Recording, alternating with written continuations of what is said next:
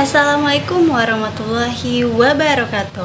Pada kesempatan kali ini saya akan menjawab 5 pertanyaan guna memenuhi tugas mata kuliah Teknopreneur 1 dengan dosen pengampu Bapak Purwantoro SE MSI. Nah, sebelumnya perkenalkan, nama saya Arini Fitria dengan NIM 2325036 Prodi Manajemen kelas A1 semester 2. Nah, langsung saja kita masuki soal yang pertama, di mana soalnya adalah jelaskan perbedaan antara inovasi dan teknologi. Nah, teman-teman, jadi perbedaan antara inovasi dan teknologi bisa kita lihat bahwa inovasi merupakan proses menghasilkan ide, produk, atau metode baru yang memberikan nilai tambah dan manfaat. Sedangkan teknologi merupakan aplikasi pengetahuan ilmiah untuk menciptakan alat, sistem, atau proses yang membantu aktivitas manusia. Nah, selanjutnya soal yang kedua, berikan contoh inovasi dan teknologi yang telah merevolusi kehidupan kita saat ini. Baik teman-teman, di sini saya akan memberikan 3 contoh inovasi dan teknologi yang telah merevolusi kehidupan kita pada saat ini.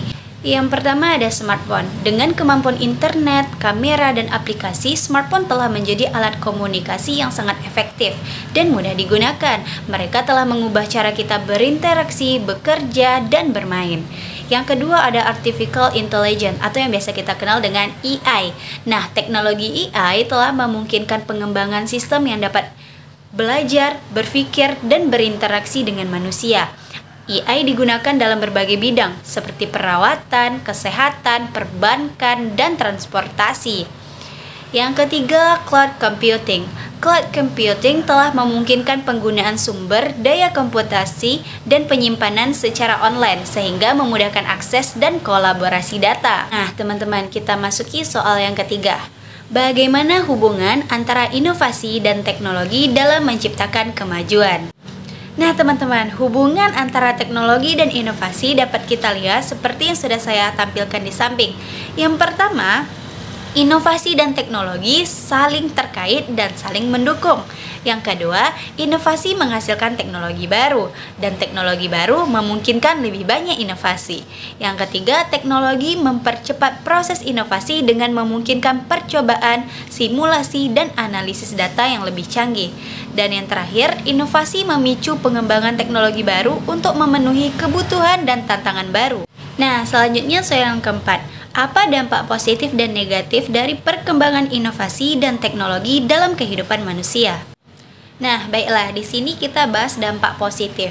Nah, dampak positifnya yang pertama meningkatkan efisiensi dan produktivitas dalam berbagai sektor seperti manufaktur, pertanian, dan layanan. Yang kedua, memajukan ilmu pengetahuan dan memungkinkan penemuan baru dalam bidang medis, energi, transportasi, dan lainnya.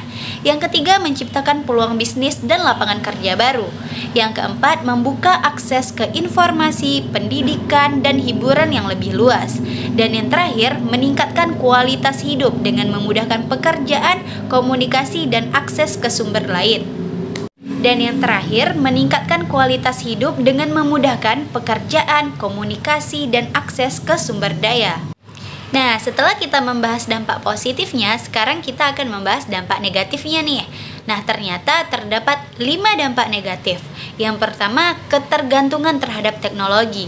Yang kedua, kesulitan dalam mengelola informasi. Yang ketiga, ketergantungan pada sistem. Yang keempat, pengaruh pada kesehatan. Dan yang terakhir, kesulitan dalam mengembangkan keterampilan.